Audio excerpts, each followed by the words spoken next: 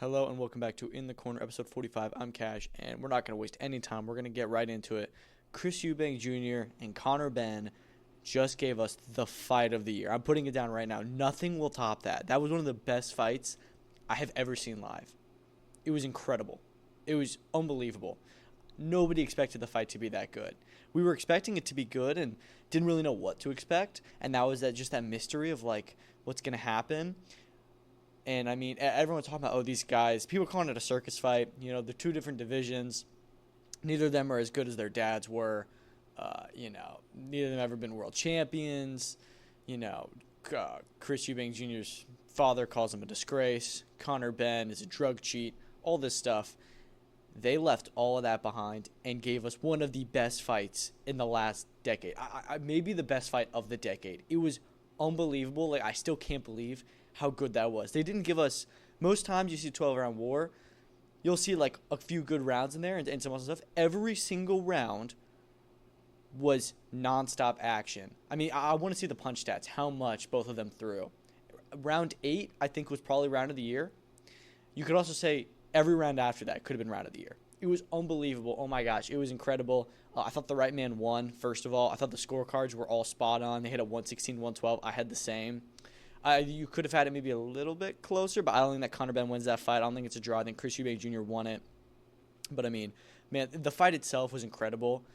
But I'm still, just in shock of how awesome that was. I don't know if I've ever been as excited before a fight during, the build-up. And, of course, the build-up was spectacular. For the past few months, it's been brilliant. But, I mean, the 20 minutes right before, the ring walks. Oh, my gosh. Chris Eubank Jr.'s ring walk was one of the best I've ever seen. It was just the amount of aura coming from that. And Conor Benn's as well. He was so locked in and so angry and scary looking. And I mean, and when Chris Eubank Sr. showed up and just shocked the world and was there with his son, I mean, that mental war, they knocked over the final piece of chess and they made the last move and they won. And I mean, I don't know how much that had an effect. Conor was saying that he was happy to see them. Because your father's relationship, your father and son relationship is more important than boxing, which is true. But, man, the event was just unbelievable. In a sold-out stadium, hearing that crowd cheer when Senior showed up with Junior and those ring walks and then the fight. The fight somehow topped all of it. Oh, my goodness. It was incredible. It was just unbelievable. That was one of the best fights I've ever seen. And I'm shocked because – like we were saying, neither of these guys, you can argue, are either of them top 5, top 10 in their divisions? Really?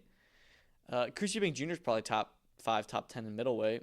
Welterweight is pretty tough. I think Conor Benn maybe is in that top 10, but, man, it was just unbelievable. It was unbelievable. I was impressed by both men.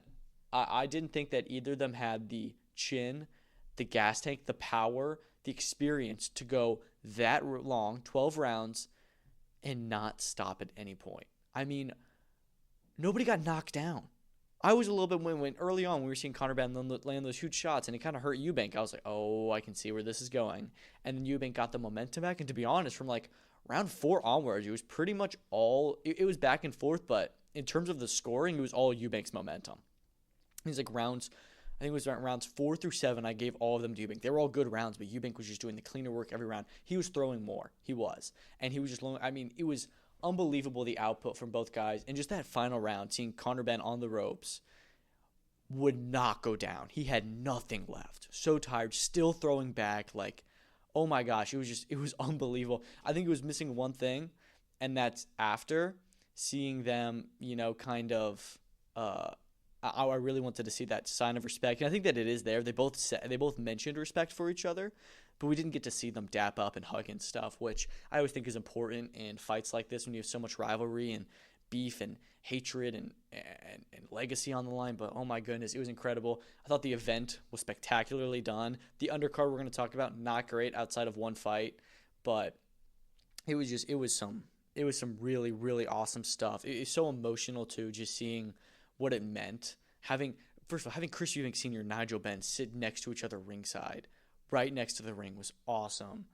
Oh my gosh, it was just, the whole thing was just unbelievably done, and there was so much excitement and so much tension and so much curiosity heading into this fight throughout the whole build-up, And it did not just deliver, it exceeded those expectations by every single margin.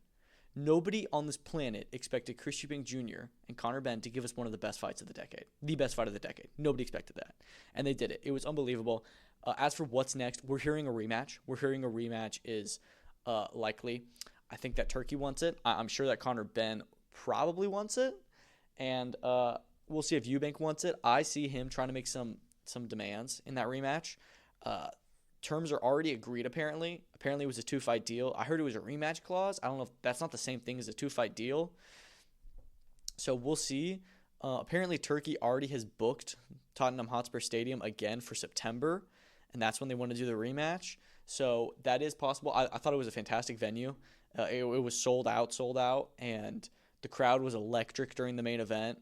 It was just, oh my gosh. I'm still just kind of at a loss for words of what that was, because it was incredible. As for if we want to see the rematch next, I'm split, because on one hand, it was so amazing that I want to see it again. It was so good. On the other hand, I feel like Chris Eubank Jr. won the fight. I think that Conor Benn did really good, and I think this was the best performance we've seen from Conor, and I think that he earned a lot of respect last night. But I think that there's no debate about who won it, and it's also the weight. I don't know if it's a good idea to see Conor Benn at 160 again. There was a huge size difference in that ring, and especially in the later rounds, when Eubank was hitting him with those big shots. Conor still had the power, don't get me wrong, but he's definitely not a middleweight, and he should be fighting at welterweight or at the very highest super welterweight. And Eubank, I think it's time for him to move up as well. We saw he had a really, really tough weight cut, and although he looked great in the ring and he fought well, he was taking some big shots, and it didn't affect his gas tank really, but he's probably more suited to be at 168 than he is at 160, and Conor's definitely better suited to be at 147 than he is 160. So that's where it becomes an issue, because I was just hearing afterwards Eddie Hearn say that if they were to do the rematch, they would want it to be at a lower weight. I'm like, what, dude? Chris Eubank Jr. cannot go below 160. He couldn't even make 160 for this. Granted, he was 0.05 pounds over, and if you ask me, that's making the weight pretty much. But talking about doing like 157, like the original, like it was originally meant to be 3 years ago, no, he cannot make that. If anything, Chris Eubank Jr.'s won the fight. He's going to say, we're going higher. We're going 165. And then no hydration clause. And then Conor is in an even worse position. So that's where it becomes an issue, because he was already trying to figure out the weight. In the rematch, I think it's even tougher, because now we've seen Conor shouldn't be fighting that high and Chris shouldn't be fighting that low. There's too big of a size difference between them, and it was a fantastic fight, but I also feel like it could be kind of tough to get that going again. But I would love to see it again. I just think it's kind of difficult for them to make that fight again. But man, it was something else. They really, really did do their fathers proud. And you saw that in the ring. I was so happy to see Chris Eubank Sr. showed up. It's so important that he did. And part of me is wondering, was all the disgrace talk, was that just crap he was spewing? Was that all part of the game plan of them to say, oh, I'm never going to support him again. He's a disgrace. And then he shows up and he said, I was always going to be here. So I think that they do have some issues for sure. But I think that some of the issues were dramatized in the last few weeks to try and build up the fight and give Conor and Nigel an edge, or at least make them think that they have an edge. But oh my gosh, it was just a spectacular event. If they do go their separate ways, we need to see Conor return to welterweight. I think there's lots of good fights for him. He says he wants the WBC world title so bad. It's either that or the rematch, he's saying. I'd like to see him with Mario Barrios. I think that's a good fight. You can even, honestly, you've got Ryan Garcia, Devin Haney, Teofimo Lopez. Those kind of guys are coming up to 147. Those fights would be tremendous. I think he would fit in super well with them. He's a superstar. He just fought in a stadium headliner. He's a superstar. He deserves to be in fights with big names like that. As for Eubank, it's interesting, because had he made this weight more comfortably, I would have said stay at 160, get a title shot, fight Erislandy Lara or something like that.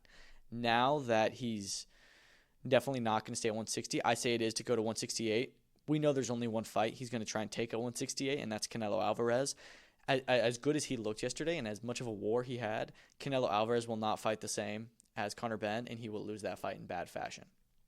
I think there's lots of good fights at 168 for him. The Hamza Shiraz fight is one we talked about for a while. That'd be an absolute war. I think there's lots of good stuff for him to do there, but I don't know. I bet there's a good chance he'll get the 168 Canelo title fight, especially if they rematch and Chris wins again. because then he's off of 2 huge fights and he's going to need a big payday.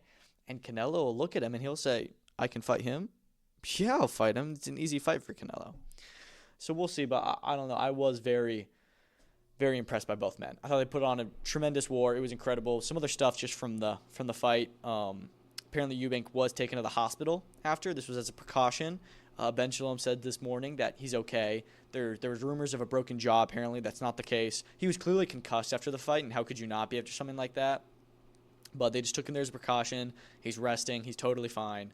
Nothing serious happened. So that's good. And then also just Billy Joe Saunders trying to enter the Eubank dressing room is like the funniest thing ever. Because Conor said that they were, that he was going to send Billy Joe Saunders kind of as a joke, but also, just like to try and mess with him. And just like that video of Billy Joe just like walking up, like kind of like looking at the ground. And I'm like, oh my God, he's actually doing it. I thought that was hilarious. That's just like the funniest thing to me. And of course they didn't let him in, and that was a viral video. But man, just what a fight. Unbelievable stuff from both men. I'm seriously just astounded how good that was. And this was the fight of the year. If it gets topped, then 2025 is the best year in boxing in a while. Because we've already had some fantastic fights. Beterbiev, Bivol, Buatsi, Smith, Benavidez, Morel, all of which are in the 175-pound division. I know that there's more. Those are just ones that stick out to me. But yeah, man, it was incredible. It was a sight to be seen. Let's talk about this undercard. Because let's be honest, it was not the best undercard. It really wasn't. There was no knockouts on this card. And you know what? You don't need a knockout for it to be a good fight. I don't think so. And I think that we saw that in the main event. So I'm not one of those guys like, oh, no stoppages, because Eubank Ben was one of the best fights I've ever seen. And the opener of the show, Chris Smith, Brandon Glanton, was fantastic. It was amazing. It was a great fight. Glanton showed really well. I think that he lost steam in the second half of the fight, and I had him up going into like the 6th round, I want to say.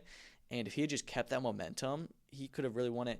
As for my final scorecard for that one, I'm checking here, but I did have CBS winning. I had him winning 116-112. I feel like a lot of the fights on this card ended up being 116-112 for me. But yeah, no, I thought that CBS looked good. I think that I don't know how he does it, because he was tired from the second round. He was tired, and just to be able to keep on going for 10 more is very impressive.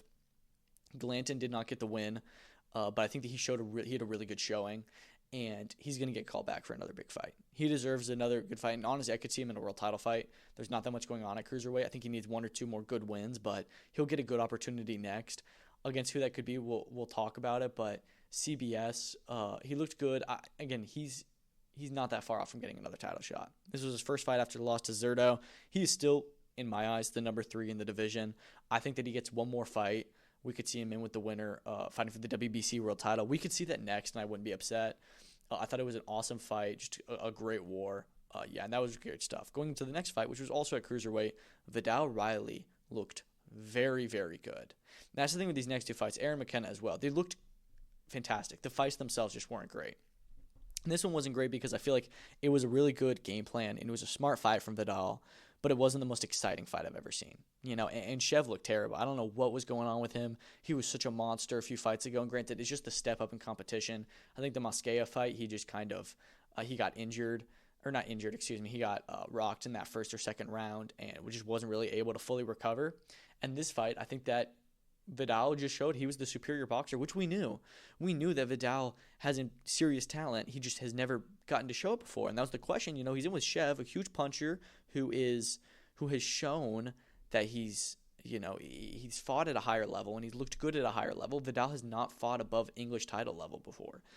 And he dominated Shev Clark, quite frankly. I had him winning 117-111, which I know is actually closer than some people. Some people had him winning have Vidal winning every round. One judge had it 115-113, which I thought was shocking, how you can give Shev more than 3 rounds.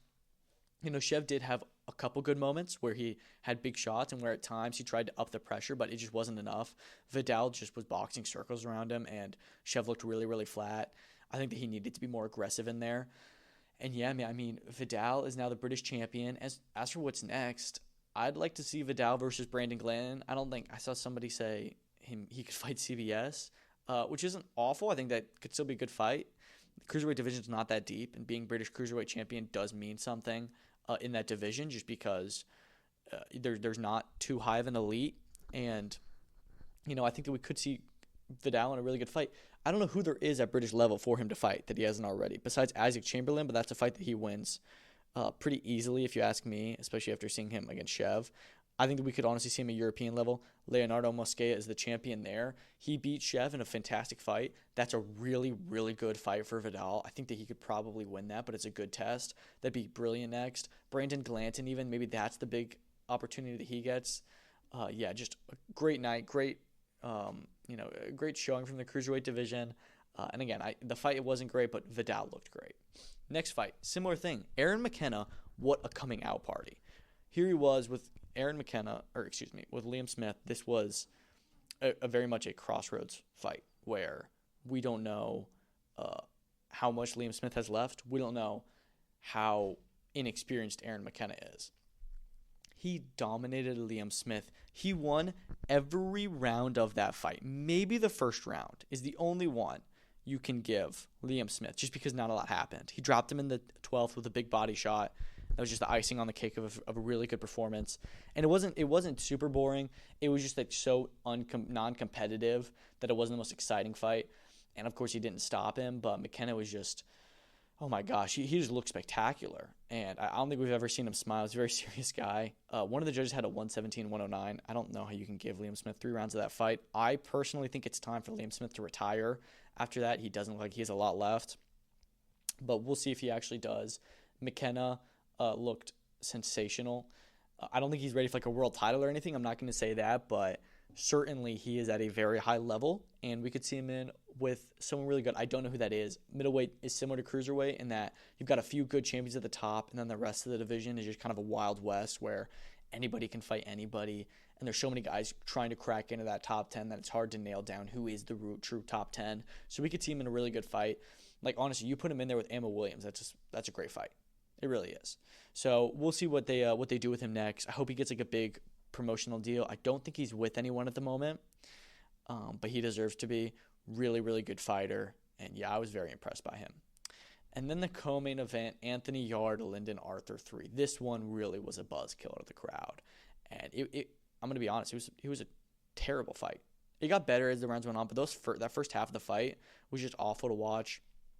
I know that some people, throughout, like some people were saying, oh, Lyndon Arthur's way up in this. Some people were saying Anthony Yarde is way up in this. I thought it was pretty even the whole way through, at least in the early part of the fight. Once it got to, I think, the second half, I think that Anthony Yarde dominated the second half of the fight, at least on the scorecards. Lyndon Arthur was just stationary. He was just standing on the ropes, and sure, he was blocking well, and he was throwing some shots back, but he just wasn't doing anything. He wasn't doing enough. I think that you could say he won most of the opening half, but I gave him 1 out of the 6 final rounds. So I had Anthony Yarde winning 116-112, which is what the judges had it as well. Pretty good scoring mostly tonight. There were some bad cards, but it was mostly spot on. I was not impressed with Anthony Yarde. I thought that he didn't look great. I thought that for somebody he's already knocked out, and again, Lyndon Arthur's also beaten Anthony Yarde before, but for where they're at in their careers, we really needed to see something big from Anthony Yarde, and he did not give us that.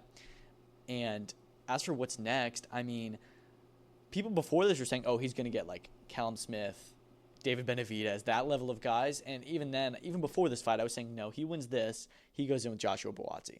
Because Joshua Buatsi had an okay loss to Callum Smith. It was a fight of the year. It was really entertaining. He fought really well. It wasn't not competitive. It was very competitive.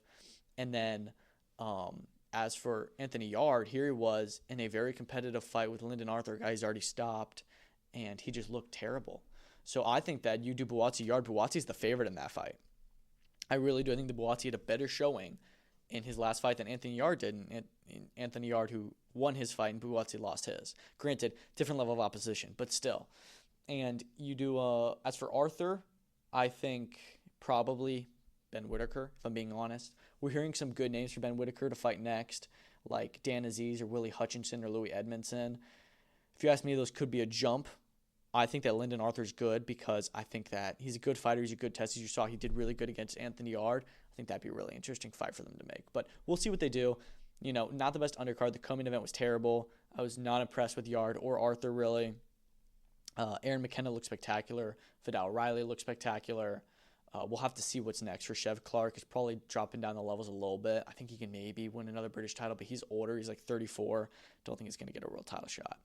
And then CBS and Glanton put on a fantastic fight, but the fight between Chris Eubank Jr. and Conor Benn was it really was something else, and I was blown away by what they did, and that will go down in history. It really will. It was something else. Okay, we talked about that a lot. Let's move over to the other events we had this weekend. Not a lot of stuff to talk about. UFC Kansas City, actually some good stuff on that card. Wasn't the best card if you ask me. I just thought that there's a lot of decisions, and the decisions weren't great. Kind of boring fights. The last two were interesting.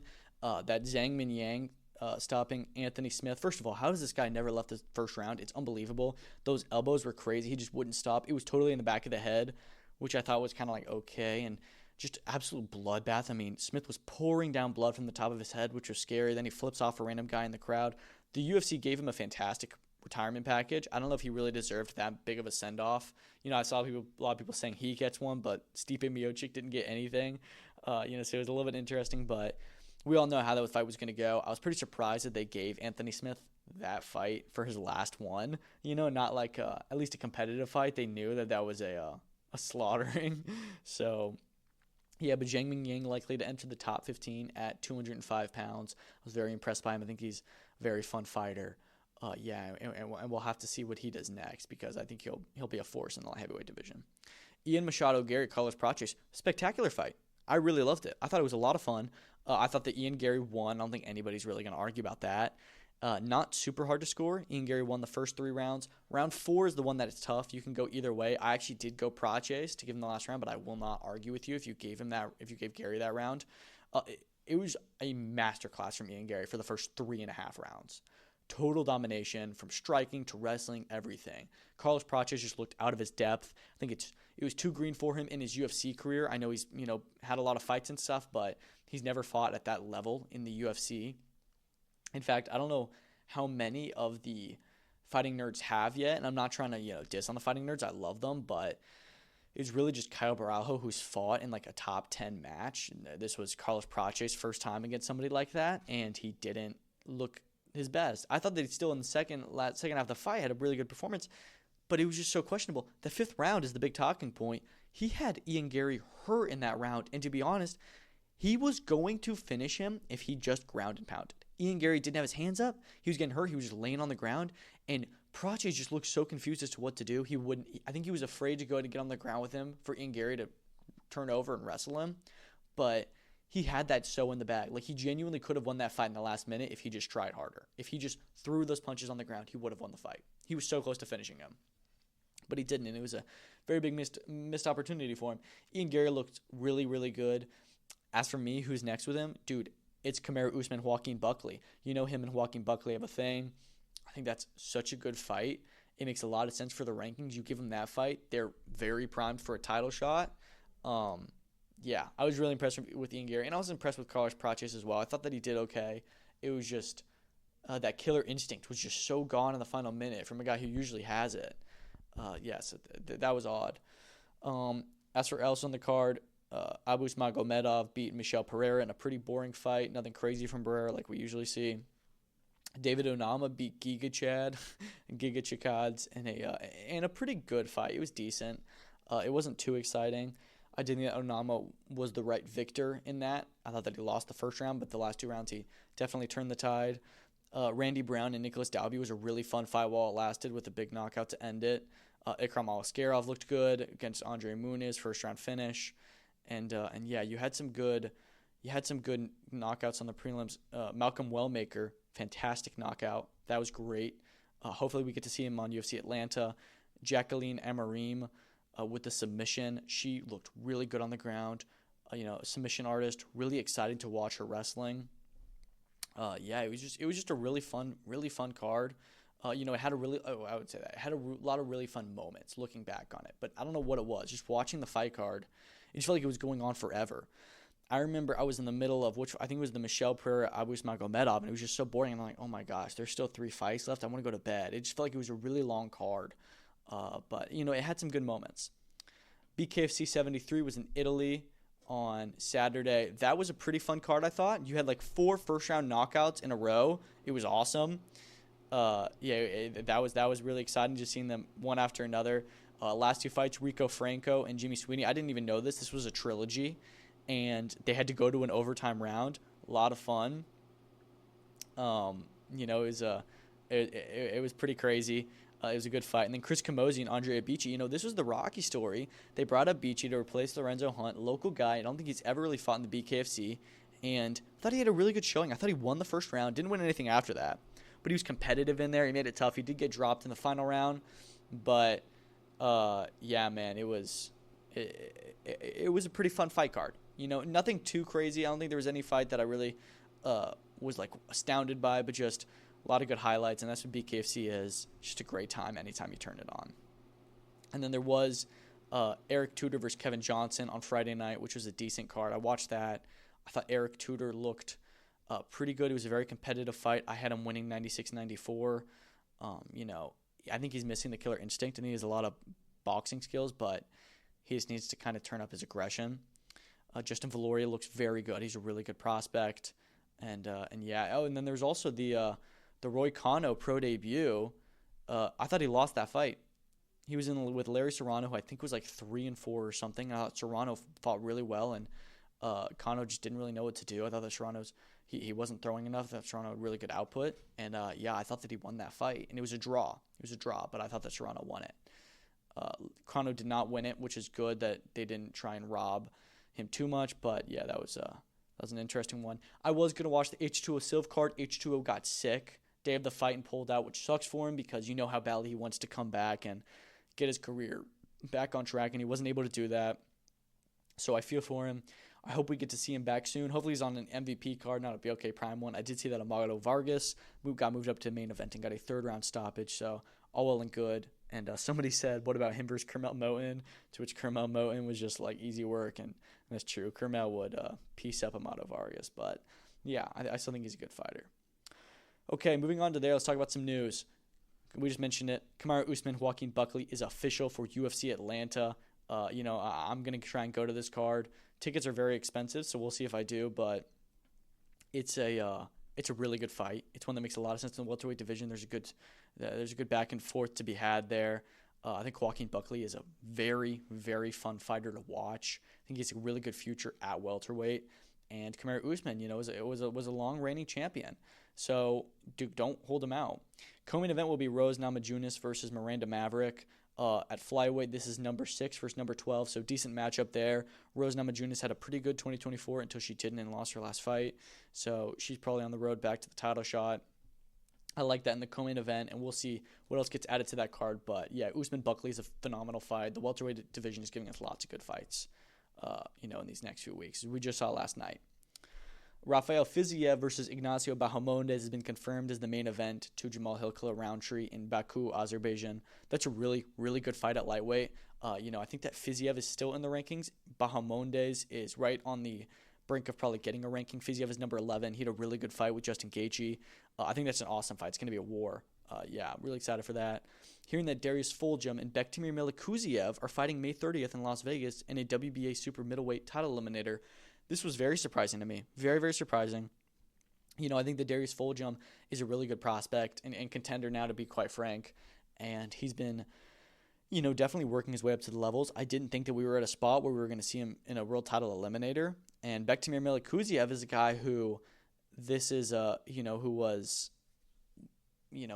been on the brink of a big fight for a while, and he hasn't gotten one. He hasn't been super active, and I feel like we've been waiting for him to get into a big fight. And it is going to be with Fulgham. I think it's a really competitive fight, if you ask me. As for who wins, it's hard to say.